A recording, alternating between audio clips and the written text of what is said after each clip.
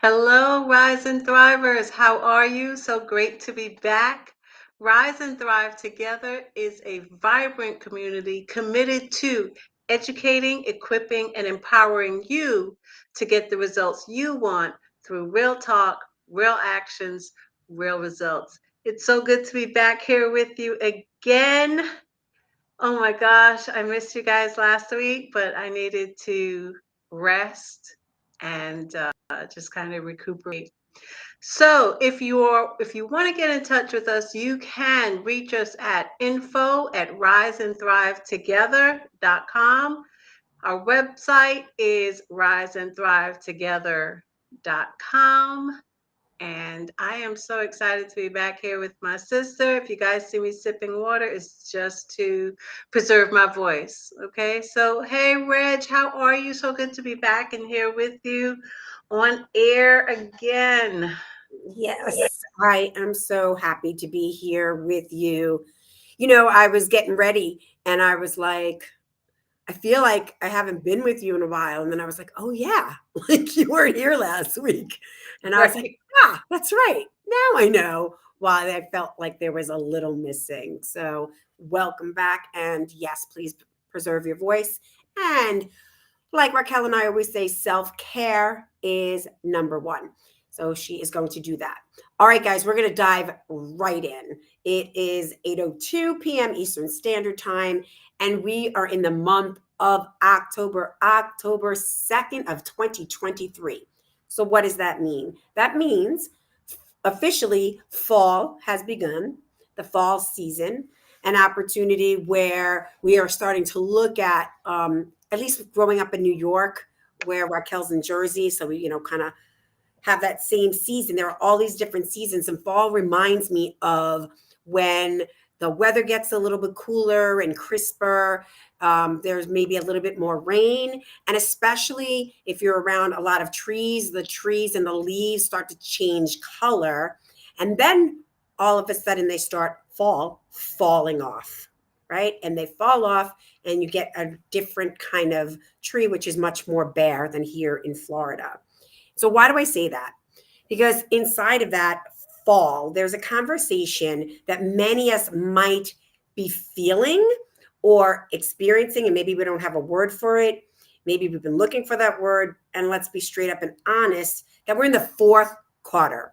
This is Mm. it, 2023 fourth quarter. And this is where, what goals did you make? What promises did you make? What are you up to in your personal life and in your professional life? And if we're going to get real, because that's who we are, real talk, real actions with real results, where are we at? And so this month, we are going to talk about failure, Mm. right? I'm smiling. It's failure. And I'm going to give you the definition that I have of failure, because Raquel and I love looking up words and what they mean. So here is the definition of failure: simple and easy, lack of success. Now, there's a definition around success, but let's just stick with lack of success, and the omission of expected or required action. Again, there's some conversation around Mm. expected. And so I'm going to read this other one, which says failure is defined as a lack of success or the inability to meet an expectation. The problem is that we read too much into failure, and too often we tie it to our sense of self worth, self esteem, and self acceptance. So that is huge that I just dropped on you. And that's okay. We're going to take this whole entire month to kind of like kind of peel it off like an onion, layer by layer, talking about failure versus, I want to start off by saying, you are not a failure.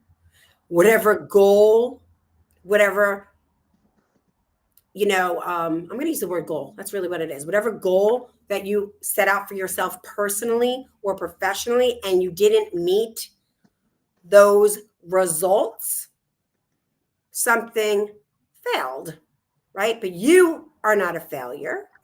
And the big thing that I love, and this is where I want you to jump in, sis, is about there's some expectation we have around this result we want, the result from that goal. Okay. And here's one of them. I'm going to have fun with you guys. So Raquel and I are super psyched. We have an upcoming online Zoom webinar coming on October 14th. And it's disrupting the same old, same old. It's myself, Raquel, and our dear friend Patrick Richwood, who is from Fear Schmear Coaching. And we are super excited to have this event for you so that you guys can really have a breakthrough in your mindset, in communication, and in community. And we are really stoked to have that available for you. Now, here's the thing. I have a question for you. How many of you have went and registered for the early bird special? So if you are online, go type in your comments. If you're watching the replay, type in your comments.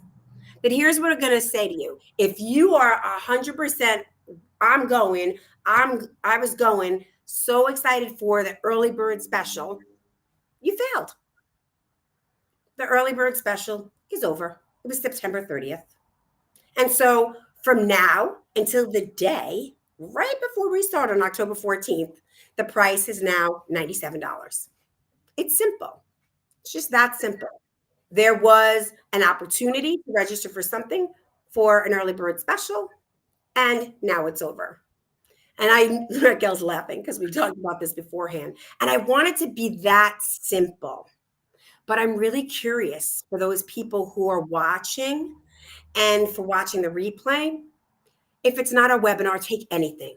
Take anything that you are excited or really like interested in doing and attending and registering for. If it's Raquel's favorite basketball game, for me, a specific concert, which I'll share about with you guys in a little bit to go into it. And you go to do it and you say you're going to do it and you go and do it. And then all of a sudden you go to do it and it's sold out. There is this feeling and a lot of mindset around that. So I'm curious, sis, about, because you're shaking your head, yes, tell me, let's go back and forth in this conversation. What do you hear for yourself and what do you want to, add to this conversation? So, what I'm hearing is even though we sometimes experience failure or we feel like a failure, there's always another opportunity. There's always another opportunity to do what we say we're going to do. And that's what I'm hearing. So, failure isn't the end. Failure is offers another opportunity. So that's what I get out of that. I don't know how you guys feel about it and about failure and what your thoughts are. I know how most people think about failure, but I want to know if you see failure as another opportunity or how you view failure. So, sis, I'm going to throw it back. Um, Based on what I said about failure just being another opportunity, what are your I thoughts? love that. That I'm right with you on that. So there is this experience. I'll give you like a real simple one. I am a massive Pink fan. I love her as an artist. I love her as a singer-songwriter. And so, beginning of the year, Pink had already announced her tour.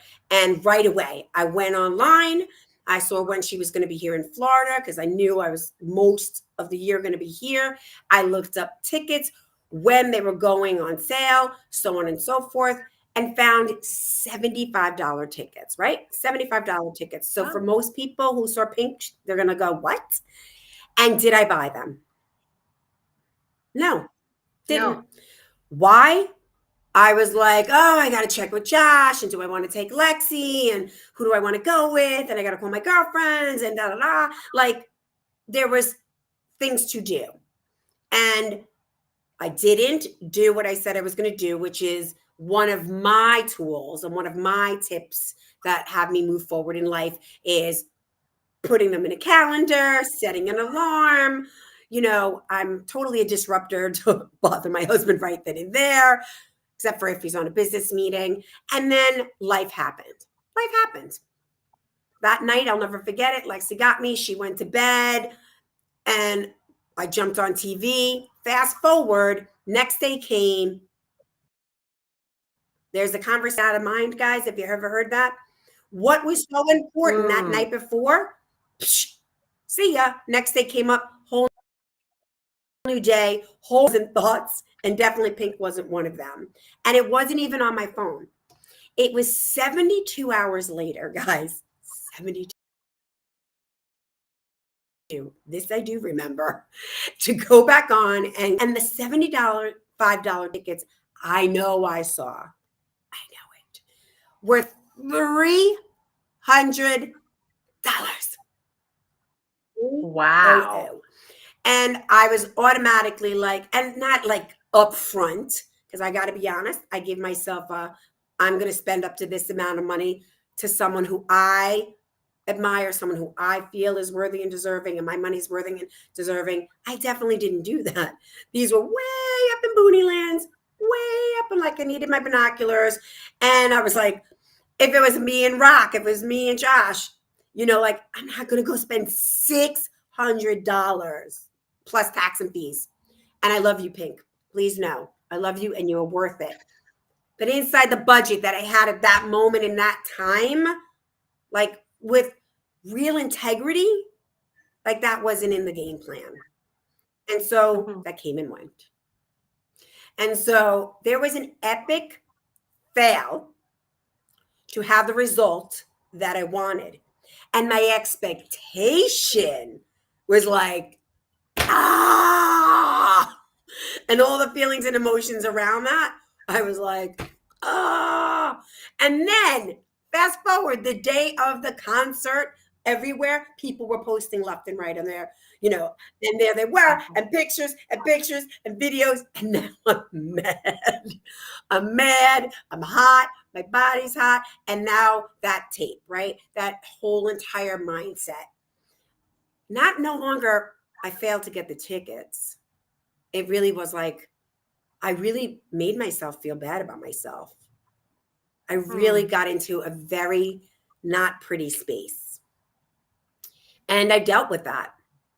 And what's great, like, and I mean that in a sense of how I set myself up as I live in a community at home with someone, my husband and my daughter, who can read me like a book and was like, what's going on? And I was able to have as real as a conversation with you guys, and definitely like I did with Raquel.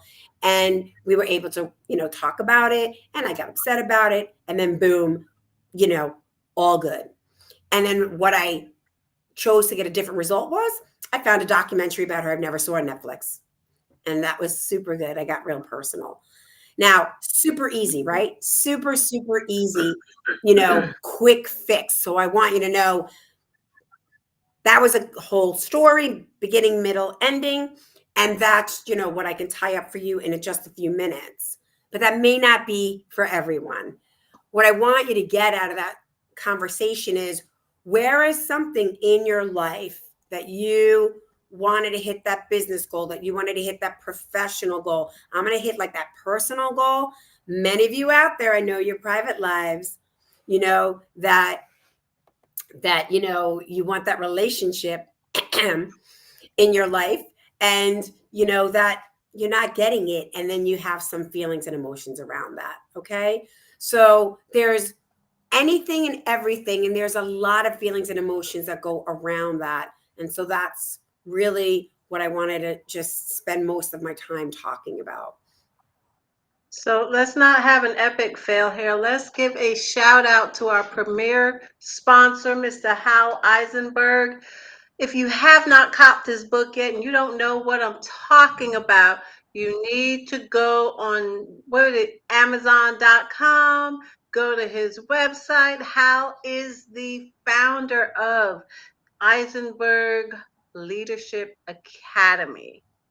You can contact him, haleisenberg.com, also eisenbergleadership at gmail.com, and find out make a purchase. Actually, not find out. You find out about him, but you can also make a purchase of his book, The Becoming. You guys need to pick that up. It launched earlier in September, mid-September. September 23rd, to be exact, is when the book launched. You guys really and truly need to cop that.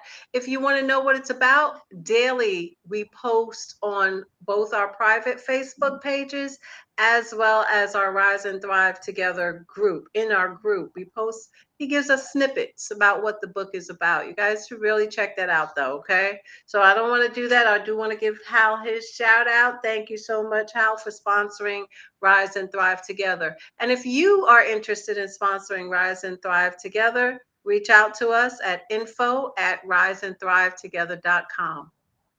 Now, as we continue this conversation on failure, do you think that failure is people engage in blaming themselves, meaning they don't think they failed at something. They think they are a failure. Do people often see themselves as a failure and that's the language they use?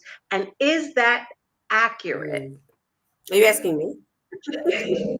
Yeah, I'm asking you, I'm asking our audience. I want to know your thoughts because in my experience, it's been equating failure with self. So instead of saying, "Hey, I failed at," I failed. I'm a failure because I failed an exam.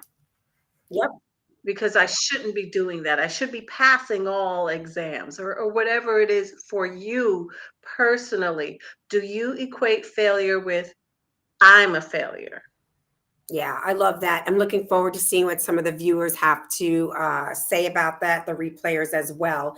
And one of the biggest studies, and absolutely for myself, 100%, many times I call that we collapse, right? We collapse failure from like just result, didn't take an action or did take an action and didn't get the expectation. And it's that expectation that really is the I don't even want to know what the word is, but it's that expectation that gets you and like twists it, and then all of a sudden goes, "There's something about me that I am the one who did, like I'm the low self esteem, low, that confidence that comes in."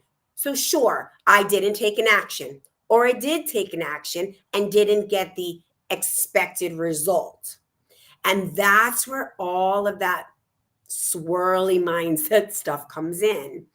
And Mm. that's where it becomes like a failure, right? It's accompanied with a bunch of feelings and emotions around that. There's, okay, if I didn't get what I wanted, I could be upset about that. I can be angry at that. I can feel shame around that. I can feel sadness around that. Lots of feelings and emotions. Now, here's the thing, guys, and this is what we're going to get deep into at our webinar and as we get through this whole entire month, is this is not reality at the moment. Those feelings and emotions of low self-confidence, low self-esteem, and then put the word in for you: resentment, anger, sadness, anxiety, shame, is all past-based. Something happened way back. We've talked about this from the minute we started the show. Something happened way back when you were young. We're wired here. The brain is only wired to make a meaning out of something. It's how we were all wired. It makes a meaning out of something. And so whatever happened, it made a meaning. And anytime that feeling or emotion from that situation comes up and you're not aware of it, like consciously here, you might not be aware of it. But I told you this a long time ago, and I'll remind you again. Our mind is like having a file cabinet. It has 70,000 thoughts a day. Now times that by how old you are. And from before you're born. I don't think there's enough zeros. I'm 55. And the 9 months prior to that, with whatever my birth mother had of all of her feelings and emotions, are in this body, stored in this body. So something happened. Boom, it triggers something. I didn't get the result. And then all those feelings and emotions come up. It's a past based situation. And it happens like this, guys. It's constant because the mind is like that, constant. So, what Raquel and I are out to do is to have a conversation with you guys about our personal experiences, our professional experiences, some of the tools and tips that we use. But here's the thing, it's not like, oh, thanks for letting me know. Great, write that down in a book and put it away. We saw how that works. It is a committed, and two, consistent practice. And for me, I'll just speak for myself. It is my committed practice for the rest of my life. Mhm. So let me ask you guys this, and I want it from the audience. If you could think about a recent setback that you've had, right? How did you respond to that setback? See, I recently had a setback, and in thinking about my response, I have my moments. I won't say my response is always, yay, get up and go, go, go. No, some days it is sit down and just be present to whatever it is you're experiencing. And some days I can't be present, and I'm okay with that. I don't equate my setback and the fact that my response may not be what some people think it should be. I'm really not interested in what people think my response should be. I've passed that point in my life. It is, am I responding in a way that gets me either in action, whether that's physically, or whether that gets me in action mentally, or whether that gets me in action where I just sit still? And either response I'm okay with because I'm not reacting to this setback, I'm responding to it. I don't look at failure, and I fail at a lot of things. I make mistakes, and I continue to, right? But I understand that failure, it is a lesson. There was something that I missed that didn't help me to make the mark, whatever that mark is. But I don't equate failure with me personally saying I am a failure. And I know there's so many of us out there who do that. They say, I'm a failure. You're not a failure. Because if you truly believe that you are a failure, then when things go wrong, like, oh, it's just because, that's just my luck or that's my life. I'm always failing. I'm not good at anything. And what I want to know is, where's that getting you? Having that kind of mentality and that kind of attitude, where does that get you? Because I'm pretty sure it doesn't get you where you want to go. And this month, as we continue this conversation on failure, not just with Reg and I, but we're going to have several guests on this month. And as we continue this conversation, we really and truly want you to take a look at how you truly view failure. And do you equate failure to being you are a failure? Or, hey, listen, what I just didn't really work. I missed something. So let me look at what is it that I missed and I can fit that in next time. Let me jump here to some comments. Hey, Odelia, good to see you. Odelia's been dealing with failure in the last couple of days. Not fun. Well, we didn't promise you fun. We said failure. We didn't promise it to be fun. But let me ask you this, Odelia, how can you make it fun? If that's possible, how can you make failure, excuse me, how can you make failure fun? And I know how that sounds, right? Because of our concept and our idea of failure. It's not fun, it's something serious, it's detrimental, is how some people see it, it's career ending. However dramatic you want to be with your failure, you can be. But is there a way that we can make failure fun? That's even another juicy conversation. We could just sit here for hours on that one. So yeah, So, what do you think? You think that we can make failure fun, or yeah? I can definitely, for myself, yes. And what I really got from you, which is really beautiful, is that you're responding, right? Like you're very clear for yourself that you're responding, and there's every one of those is in action. And the one that I really love and that I'm so grateful you're in my life, that you've been helping me since we've reconnected and started really digging deep into this show and everything that we're up to, is to be. To be is an action, especially when it comes to when a result doesn't come out the way you want it.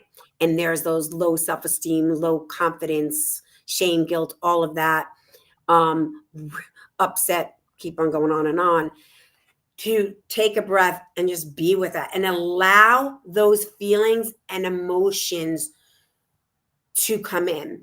So here I'm going to tell on myself, guys, like Raquel and I have known each other for a very long time. And one of my areas that I want to disrupt the same old from is I'm a very optimistic girl, overflowing in the glass.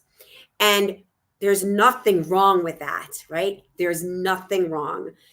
And at the same exact time, it's really important for me to deal with my feelings and emotions and to be with that, Mm. and then cultivate a community that supports me to make sure that, I'm just okay and feeling okay around all of that and slowly getting me to the space. But I rush things. I try to tie stuff in a bow. I get that. Odelia came back and she said, she's not dramatic with her failures, but would love to know how to make fun of them. Mhm. I spend a lot of time, Odelia, honestly, just laughing at myself.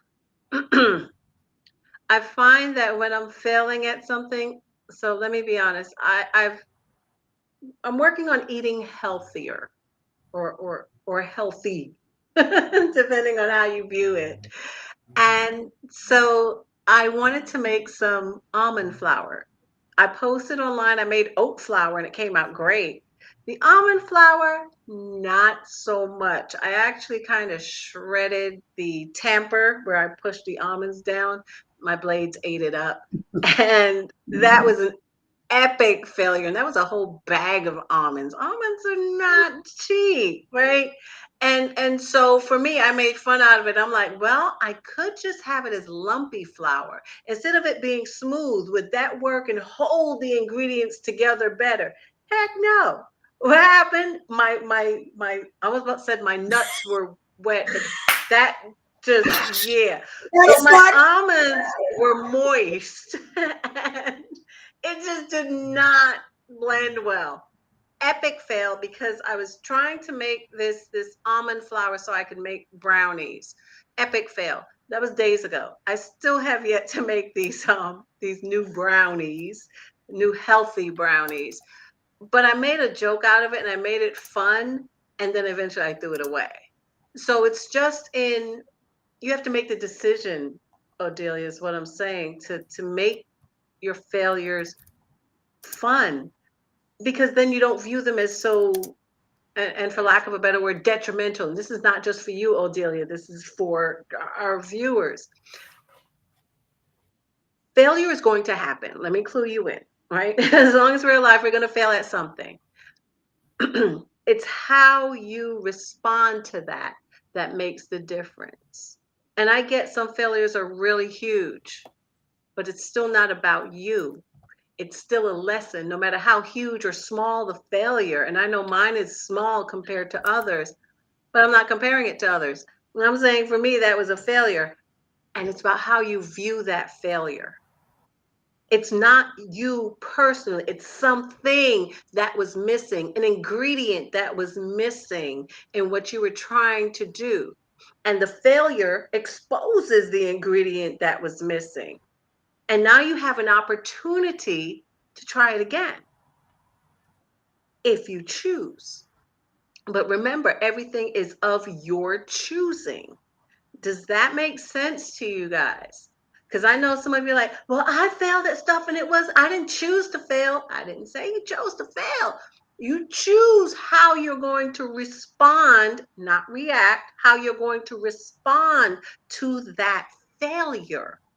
If you see it as just that, something was missing. So this gives me an opportunity to see what's missing. You know how many times Edison failed at the freaking light bulb? It was like 1,000 times. And each time he kept finding what he thought was missing, and then something else would turn up missing. But he didn't give up. And we have to think about that. We have to think, is this going to stop me? Am I going to give up now because I've had one failure? And I want to leave you with this question because I know we've got some time here. We run out of time. But think about this. If your perception of a response to failure were changed, what would you attempt to achieve? Okay. I also really quickly want to let you know next week we've got a great guest on, James Elliott. James is an international speaker. He is an author and he will be joining us next week. So don't miss that. That's going to be a great conversation. James is going to come and he's going to light it up. So we look forward to it. Odelia, thank you so much for your honesty and transparency and sharing your view and your failure, right? So we do appreciate you. We appreciate all of our listeners, and we want you to know this. Together, we can rise and thrive. Till next time.